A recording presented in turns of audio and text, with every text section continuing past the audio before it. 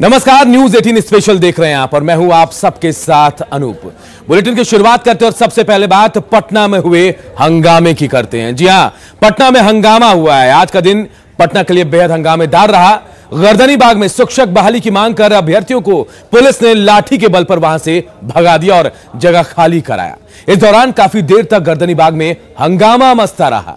दरअसल धरना प्रदर्शन के दौरान हजारों की संख्या में अभ्यर्थी यहां उग्र हो गए और गेट तोड़ने की कोशिश करने लगे, जिसके बाद पुलिस एक्शन में आई और अभ्यर्थियों को वहां से खदेड़ दिया गया। इस दौरान 10 अभ्यर्थियों को पुलिस ने हिरासत में भी लिया है।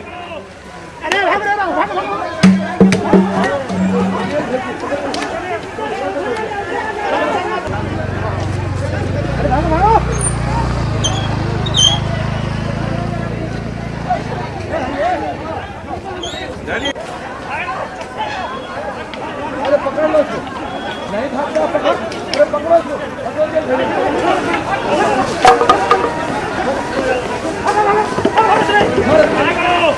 अरे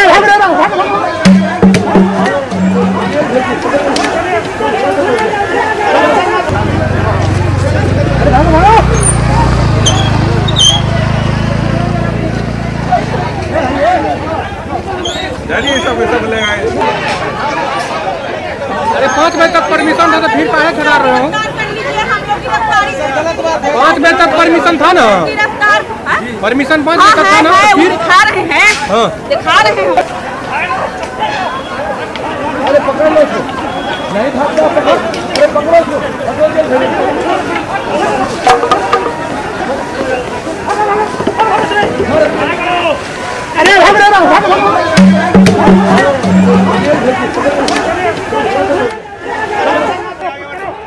और देखिए, पटना में हंगामा हुआ है। 2 तस्वीरें हम आपको दिखा रहे हैं। इन तस्वीरों के जरिए आप समझिए पुलिस ने अभ्यर्थियों को यहां से खदेड़ा है।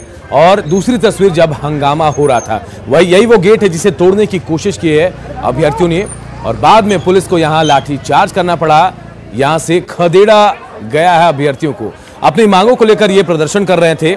हालांकि प्रतिबंधित इलाका है ये और संवाद जहां आज हो रहा था मुख्यमंत्री का, वहां पहुंचने की कोशिश कर रहे थे। उसी दौरान इनको यहां से खदेड़ा गया। रजनीश हमारे सहयोगी फोन लाइन पर इस खबर पर सीधे हमारे साथ जुड़े हैं। रजनीश, क्यों हंगामा बरपा था पटना में? क्या मांगे थी इन नर्सिंग छात्राओं की? देखिए, बता दें आपको कि जिस तरह से लगातार प्रोटेस्ट चल रहा था, उस दौरान अगर बात करेंगे तो मुख्यमंत्री संवाद में भी मौजूद थे और नर्सिंग छात्राओं ने अचानक जो है बवाल करना शुरू कर दिया संवाद के बाद। तो निश्चित रूप से पुलिस को बलपूर्वक प्रयोग करने पर मजबूर होना पड़ा और एक तरफ गर्दनीबाग तो दूसरी तरफ नर्सिंग छात्राओं का बवाल जो है लगातार जारी रहा। बता दें आपको कि नर्सिंग छात्राएं बिहार भर से आई थी और आज मुख्यमंत्री से लगातार मिलने की कोशिश कर रही थी। तो दूसरी तरफ गर्दनीबाग जो शिक्षक अभ्यर्थी है वो लगभग 2.5 लाख से 3 लाख अभ्यर्थी हैं, वो अपने नियोजन की मांग को लेकर आंदोलन पर थे और पिछले 36 घंटे से लगातार ये लोग आंदोलन कर रहे थे, लेकिन सरकार की तरफ से कोई वार्ता नहीं की गई, ना ही कोई आश्वासन दिया गया, जिसके बाद ये लोग गेट तक पहुंच गए थे और गेट तोड़ने का लगातार प्रयास कर रहे थे। सचिवालय डीएसपी ने बड़ी संख्या में पुलिस बल के साथ वहां पर बलपूर्वक प्रयोग किया और जो अभ्यर्थियों को खदेड़ा, जिसके बाद 10 लोगों को हिरासत में भी लिया गया है। इस दौरान बता दें आपको कि अभ्यर्थियों का आरोप है कि पुलिस ने पूर्व लाठीचार्ज भी किया है और कई लोगों को चोट भी आई है। लगातार जो मांग नर्सिंग की छात्राएं कर रही है, क्योंकि रिजल्ट नहीं आया उनका और जिस तारीख को रिजल्ट आ रहा है आवेदन की आखिरी तारीख भी वही है, तो जायज मांगे उनकी और अगर रिजल्ट आएगा उनको मौका मिलेगा तब वो फॉर्म भर पाएंगी। सरकार के लोग या अधिकारी क्या कुछ कह रहे हैं, कोई रास्ता निकलेगा? देखिए, इससे पहले भी ये लोग लगातार प्रोटेस्ट कर चुकी हैं। बता दें आपको कि जो नर्सिंग की छात्राएं हैं वो जो स्वास्थ्य विभाग के अधिकारी हैं उनसे भी गुहार कर चुकी है, लेकिन उसके बाद कोई आश्वासन नहीं मिला है और ये लोग सीधा मुख्यमंत्री के पास पहुंच गई थी जो प्रतिबंधित एरिया है और वहां पर संवाद के पास बड़ी संख्या में पुलिस बल पहले से मौजूद थे। तो ऐसे में जो छात्राएं हंगामा करे तो पुलिस ने उसे खाली करा दिया है और उसके बाद दूसरी तरफ गर्दनीबाग में हंगामा लगातार जारी है। जी चलिए, बहुत बहुत शुक्रिया इस तमाम जानकारी के लिए आपका। तो पटना में आज नर्सिंग छात्राओं ने हंगामा किया है और इन लोगों को पुलिस ने यहां से खदेड़ा है डंडे के बल पर। हालांकि 10 अभ्यर्थियों को हिरासत में भी लिया गया है। तो आज पटना में नर्सिंग की छात्राओं ने सीएम सचिवालय के पास बवाल काटा है।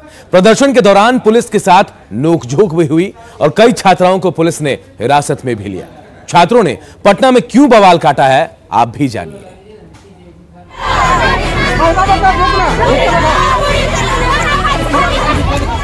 सीएम सचिवालय के पास ये बवाल बहाली के लिए हो रहा है। हंगामा करने वाली लड़कियां नर्सिंग की छात्राएं हैं। प्रतिबंधित इलाके में ये पहुंची तो पटना पुलिस ने इन्हें रोक दिया, जिसके बाद पुलिस और नर्सिंग की छात्राओं के बीच नोकझोंक शुरू हो गई। हंगामा करने वाली कुछ छात्राओं को पुलिस ने हिरासत में भी लिया। ये आप देख सकते हैं कि पुलिस के साथ जो है वो महिला पुलिस कर्मियों की जो है वो झड़प यहाँ पे हो रही है। और ये जरा देखिए, ये इन तस्वीरों को सारे जो यहाँ पे नर्सिंग की छात्रा हैं वो सड़क पर बैठ गई हैं और जाने से इनकार कर रही हैं। दरअसल राज्य स्वास्थ्य समिति ने ग्रेड ए नर्स की बहाली के लिए विज्ञापन निकाला है, जिसके लिए आवेदन की अंतिम तारीख 20 जनवरी यानी कल तक है। नर्सिंग छात्राओं का कहना है कि अब तक उनका रिजल्ट जारी नहीं किया गया है, लिहाजा वो बहाली प्रक्रिया में हिस्सा लेने से चूक जाएंगी। राज्य स्वास्थ्य विभाग की जो वैकेंसी निकली है जीएनएम कोर्स के लिए, उसके लिए हम लोग आए हैं। हम लोग वैकेंसी निकाली गई है और हम लोग के पास रिजल्ट और रजिस्ट्रेशन कुछ भी नहीं है। और जीएनएम के हम ही लोग अंतिम वर्ष के छात्र हैं। इस हम लोग का कहना ये है कि आखिर हम ही लोग अंतिम छात्र हैं, अंतिम वर्ष के छात्र हैं, तो ये वैकेंसी किस वजह से निकाली गई है।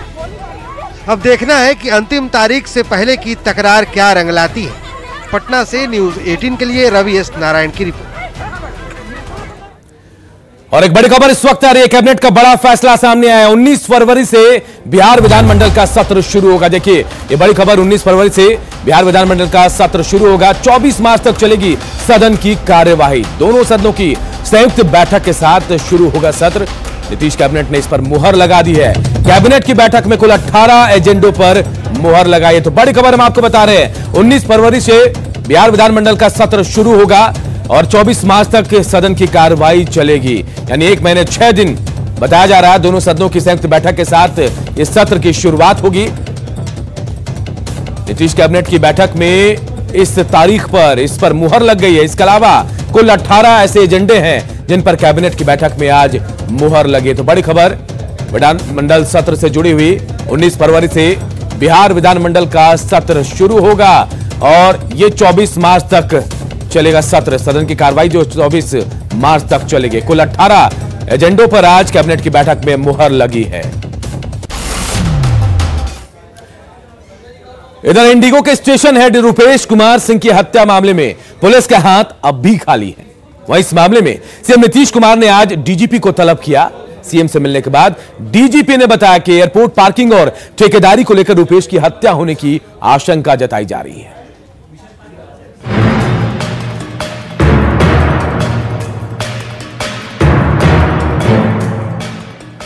7 दिन बाद भी रुपेश हत्याकांड में पुलिस के हाथ खाली है। 12 जनवरी को पटना में रुपेश कुमार सिंह की हत्या हुई थी। तब से लेकर अब तक पुलिस कई एंगल से मामले की जांच कर रही है, लेकिन अब तक किसी की गिरफ्तारी नहीं हो पाई है। यही वजह है कि मुख्यमंत्री नीतीश कुमार ने डीजीपी को तलब किया था। मुख्यमंत्री को सारे बातें बताई हैं और मुख्यमंत्री ने तलब किया था कि इसमें जांच की रिपोर्ट कैसी है और जांच कहां तक पहुंची है। इन तमाम मामलों की जानकारी मुख्यमंत्री ने ली थी। मुख्यमंत्री से मिलने के बाद डीजीपी ने बताया कि एयरपोर्ट की पार्किंग के ठेके का विवाद और ठेकेदारी हत्या की वजह हो सकती है। वैसे पुलिस हर एंगल से जांच कर रही है और जल्द ही मामले का खुलासा हो जाएगा। अभी तक जो हम लोगों का इन्वेस्टिगेशन है उसमें इस तरह की कोई विशिष्ट बात सामने नहीं आई है। जैसे कोई भी जो केस रहता है उस केस पे और मर्डर केस के खास तौर से बहुत सारे एंगल्स रहते हैं, बहुत सारी बातें रहती हैं। तो हमने बहुत अलग अलग एंगल्स पे काम किया है इस केस को लेकर, लेकिन जो आप बात कह रहे हैं इस तरह की अभी कोई और बात सामने नहीं आई है। प्राइमा फेसाई जो है जो डिस्प्यूट हुआ है वही कारण है इसका, इस घटना को होने का, और कॉन्ट्रैक्ट किलर्स को हायर करके ये काम कराया गया है। और जो डिस्प्यूट हुआ है उसमें ये पार्किंग की बात जो है।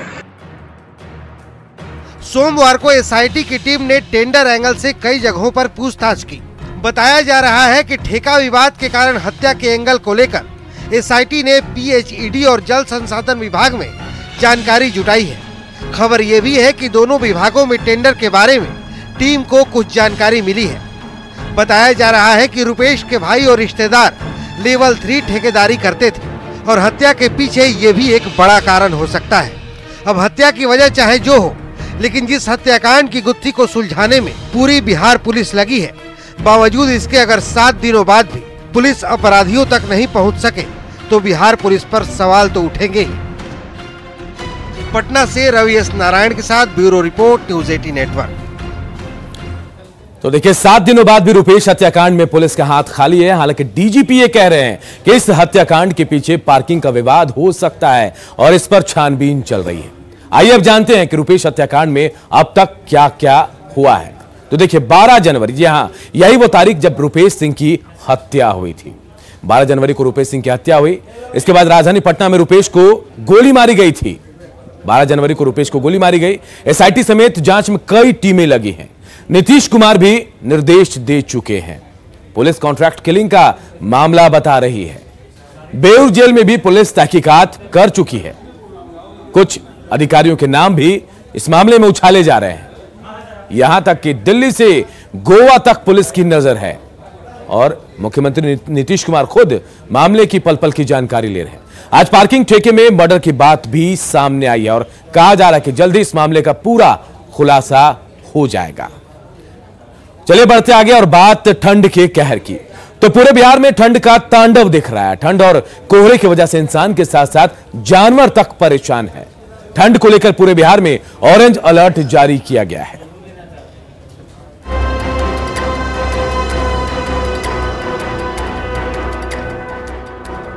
आजकल पूरा बिहार ठंड की चपेट में है। सुबह सुबह बिहार के लोगों को कोहरे का कहर झेलना पड़ता है और शाम होते होते ठंड इतनी ज्यादा बढ़ जाती है कि लोगों का घर से निकलना मुश्किल हो जाता है। कोहरे का असर यह है कि दिन में भी लोग गाड़ियों की हेडलाइट जलाकर चल रहे हैं। वो हम दिखाना चाहें कि ये अस्पताल चौक की सड़क है जो सीधे नगर थाना चौक को जाती है। आप देख सकते हैं किस तरह के हालात है। यहाँ पे कोहरा पूरे तरह से छाया हुआ। दिन में भी गाड़ियाँ जो है लाइट जला करके चल रही है। ये जो ठंड इस बार पड़ रही है, किस तरह के हालात हैं? बहुत ज़्यादा है। मोटरसाइकिल पर तो बैठने पर अगर हाथ में ग्लव्स नहीं है तो लगता है कि हाथ का उंगली कट के गिर जाएगा।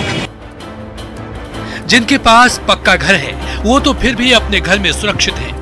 गर्म कपड़ा और रजाई के सहारे ठंड के तांडव से मुकाबला कर ले रहे हैं। पर सोचिए, जिनके पास पक्का घर नहीं है, जो लोग कपकपाती ठंड में भी बांध पर जिंदगी गुजारने को मजबूर हैं, उनकी स्थिति क्या होगी? ये हम आपको दिखा रहे हैं, ये खगड़िया का परमानपुर में जो बांध है, वहाँ पर ये बांध पे लोग रह रहे हैं और देख सकते हैं कि जो आग ही इनका एकमात्र सहारा बचा हुआ है। किसी तरह से सभी लोग जो आग के सहारे दिन काटने को मजबूर है, चूंकि काफ़ी ठंड होने के कारण और कोई दूसरा सहारा नहीं है। चुनाव के समय नेता लोग आते हैं, इन गरीबों को सपना दिखाकर चले जाते हैं और फिर झांकने तक नहीं आते। बरसात के मौसम में ये लोग पानी का शिकार बनते हैं और जाड़े के मौसम में ठंड चैन से सोने नहीं देती। गरीब आदमी छे, नहीं व्यवस्था छे, तब अथी कर के केना समय गुजारे छी। कोई देखे वाला नहीं छे, कोई के देखे वाला छे? व्यवस्था नहीं छे तब नहीं बन रेलवे रिटेल में बन पर छी। व्यवस्था रथिए तो रथिए रह जा। ठंड से सिर्फ इंसान ही नहीं, जानवर भी परेशान है। अच्छी बात यह है कि पटना चिड़ियाघर प्रशासन ने चिड़ियाघर में बड़े बड़े हीटर लगवाकर जानवरों को थोड़ी राहत देने की कोशिश की है। ये सिर्फ एक जगह की बात नहीं है। यहाँ पे तमाम जानवर जो हैं, भालू है, चिंपांजी है और तमाम जानवरों के केज में ऐसे हीटर जो है वो तमाम जगह पे रखी गई हैं। चिड़ियाघर प्रशासन ने जानवरों के पिंजरों में हीटर लगाकर अपनी भूमिका ठीक ढंग से निभाने की कोशिश की है, लेकिन इंसानों के लिए जिलों में अलाव की कुछ खास व्यवस्था दिख नहीं रही है। फिलहाल राज्य में ठंड को लेकर ऑरेंज अलर्ट है, तो घर में रहिए और खुद को ठंड से बचाने का हर संभव कोशिश कीजिए। न्यूज़ 18 के लिए पटना से रवि एस नारायण, छपरा से संतोष गुप्ता, खगड़िया से दिग्विजय के साथ ब्यूरो रिपोर्ट। भारत में एक अनोखी हैकेथॉन का आयोजन हो रहा है और जिसका नाम है टैकाथॉन। मकसद है भारत के खेल और खिलौनों को दुनिया के कोने कोने तक पहुंचाना। पहली बार भारत में इसका आयोजन हो रहा है। 3 कैटेगरी में होने वाली प्रतियोगिता में आप भी हिस्सा ले सकते हैं।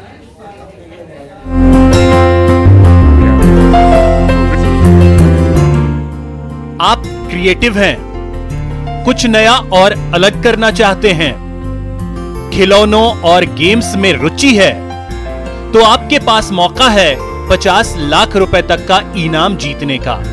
ये मौका आपको भारत सरकार दे रही है।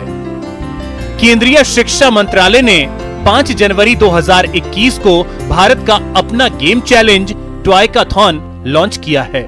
पूरी दुनिया को लीडरशिप बच्चों को खिलौने के, स्वदेशी खिलौने के माध्यम से कैसे करके हम लोग कर सकते हैं, इसलिए ये टॉय हॉकाथॉन आज आयोजित किया जा रहा है। शिक्षा मंत्रालय के इनोवेशन सेल ने all India council for technical education यानी AICTE, महिला एवं बाल विकास मंत्रालय, वाणिज्य एवं उद्योग मंत्रालय, MSME मंत्रालय, कपड़ा मंत्रालय और सूचना एवं प्रसारण मंत्रालय के सहयोग से इसका आयोजन किया जा रहा है। टॉयकाथॉन एक राष्ट्रीय स्तर की प्रतियोगिता है जिसका उद्देश्य है ऐसे खिलौने और गेम्स बनाना जो भारतीय सभ्यता, संस्कृति, इतिहास, मूल्यों और पौराणिक कथाओं पर आधारित हों। आत्मनिर्भर भारत अभियान के तहत देश को टॉय और गेम इंडस्ट्री में भी आत्मनिर्भर बनाने के लिए इसकी शुरुआत की गई है। प्रतियोगिता में स्कूली स्टूडेंट्स से लेकर कॉलेज स्टूडेंट्स, टीचर्स और प्रोफेशनल्स तक हिस्सा ले सकते हैं। टॉयकाथॉन के प्रस्तुतिकरण में अगर आपने देखा होगा तो स्कूली बच्चों को भी पहली बार एक हैकाथॉन में इनवाइट किया जा रहा है ताकि उनकी इच्छा क्या है, जो आपका बेसिक कंज्यूमर है उसकी इच्छा क्या है, उसके अनुरूप फिर इंडस्ट्री के पास और हायर एजुकेशन और इंजीनियरिंग डिविजन्स के पास आइडिएशंस आएंगे जिसमें टेक्नोलॉजी को कैसे इन्फ्यूज करना वो भी प्रॉब्लम स्टेटमेंट का हिस्सा है। 3 कैटेगरीज में ये प्रतियोगिता आयोजित की जा रही है। Junior students, higher education students और प्रोफेशनल्स। इन 3 कैटेगरी में आप अप्लाई कर सकते हैं। इसके लिए toykathon.mic.gov.in के जरिए ऑनलाइन अप्लाई करना है। आवेदन की प्रक्रिया 5 जनवरी से चल रही है। अप्लाई करने की अंतिम तारीख 20 जनवरी 2021 यानी बुधवार है। अगस्त महीने के मन की बात में पीएम मोदी ने इस बात की चर्चा की थी और खिलौने की अहमियत को भी समझाया था। खिलौने जहां एक्टिविटी को बढ़ाने वाले होते हैं तो खिलौने हमारी आकांक्षाओं को भी उड़ान देते हैं। खिलौने केवल मन ही नहीं बहलाते, खिलौने मन बनाते भी हैं और मकसद गढ़ते भी हैं। आपको बता दें कि ये प्रतियोगिता 2 चरणों में होगी। पहले फेज का रिजल्ट 10 फरवरी को जारी किया जाएगा। इसके बाद दूसरे फेज के रिजल्ट की घोषणा 22 फरवरी 2021 को की जाएगी। सरकार तारीखों में बदलाव कर सकती है। किसी तरह की मदद की जरूरत हो तो आप ईमेल आईडी toykathon@aicteindia.org पर संदेश भेज सकते हैं। तो फिर देर किस बात की, आप भी आवेदन करें और प्रतियोगिता में हिस्सा लें। Bureau report, news 18 network. 26 जनवरी को हार्पिक और न्यूज़ 18 के फ्लैगशिप कैंपेन मिशन पानी के खास इवेंट वाटरथॉन को सबसे बड़ा समर्थन और प्रोत्साहन मिला है हमारे देश के बच्चों से। आइए देखते हैं उनका राष्ट्र के लिए संदेश, जहां ये मिशन पानी प्लेज ले रहे हैं। स्वच्छता और पानी। We pledge not to waste even a single drop of water. Imagine we are all made up of water. Water is life. Water is health. Water is hygiene. Water is safety and water is future. I also pledge to support water conservation and water equality and work towards the day when no one has to struggle for water. हमको बचानी है ये जिंदगानी। इस bulletin में फिलहाल इतना ही, लेकिन खबरें लगातार जारी है। देखते रहिए न्यूज़ 18 बिहार झारखंड।